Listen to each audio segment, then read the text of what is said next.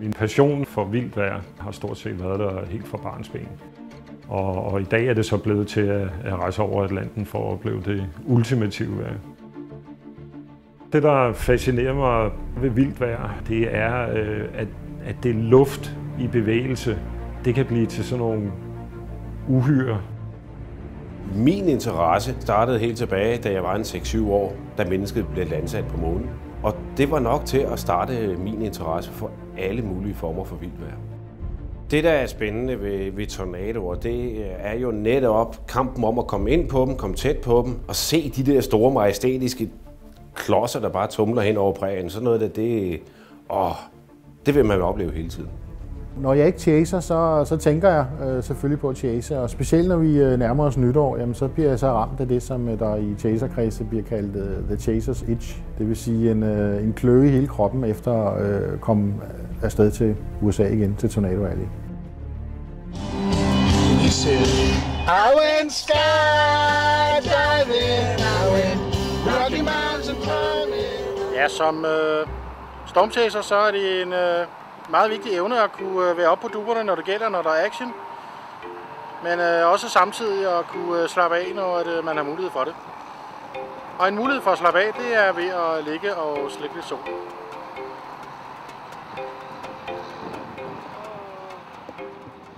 Det er altafgørende, at man har det godt sammen selvfølgelig, at man har godt venskab, og man har godt fællesskab, og tingene fungerer, når man chaser. At have nogle venner, der samtidig har den samme interesse som en selv, det er jo rigtig stort. Altså, jeg har fravalgt en masse ting i mit liv for at kunne komme ud og chase. Jeg har ingen børn, jeg er ikke blevet gift. Jeg har valgt, og det står jeg ved. Jamen, vi støtter hinanden, vi hjælper hinanden, og vi skælder også lidt ud på hinanden en gang imellem. Du må fandme holde øjnene på vejen. Det gør jeg også. Nej, for du var bare ude af banen. Hvis jeg ikke kendte Thomas og Kari Asle, så ville jeg jo ikke vide, at jeg virkelig havde en tomhed i mit liv.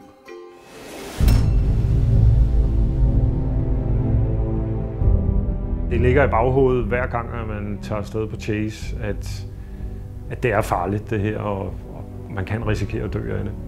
Det er typisk tornado damage. Ej, for det der. Du kan blive ramt af lynet. En tornado kan opstå lige ved siden af os. Total ødelæggelse, må man sige, med huse, der er smadret, og olietanke, der er væltet. Det er jo helt vildt.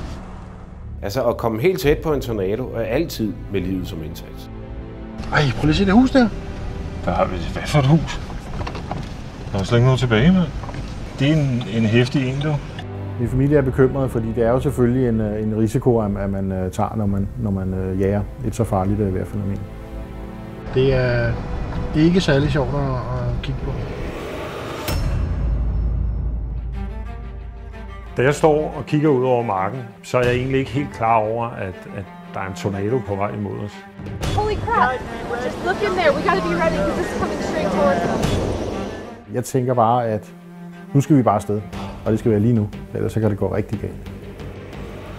It's coming on us. Let's go. It's coming on us. We gotta go. Ja! It's gonna come over us in a little while, so. Og lige pludselig er der en tornado over hovedet på os. Så vi er nødt til at flygte fra den, og det gør vi så lidt i vild panik.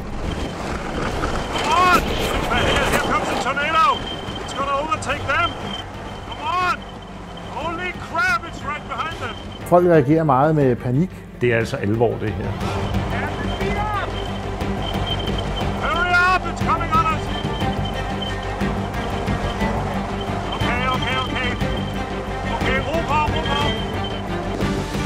Ja, det er fuldstændig vanvittigt. It was there right across the road. Hvis det her er at jagte tornadoer, så vil jeg med igen til næste år. Jeg kan ikke forestille mig et liv uden at chase. Det kan jeg simpelthen ikke. Der er absolut intet, der kan få mig til at stoppe med at chase. Det er så gåsehuden, den breder sig på armen af en, ikke? Jeg kan kun komme på én ting, og det er faktisk mit eget dødsfald. This town's about to get hit. Okay. It's going down. Kom. Der kan altså være en mega tornado lige der. Kom.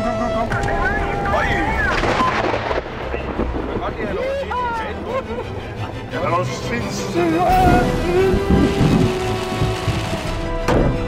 Jeg kan jo ikke lade dem i stikken.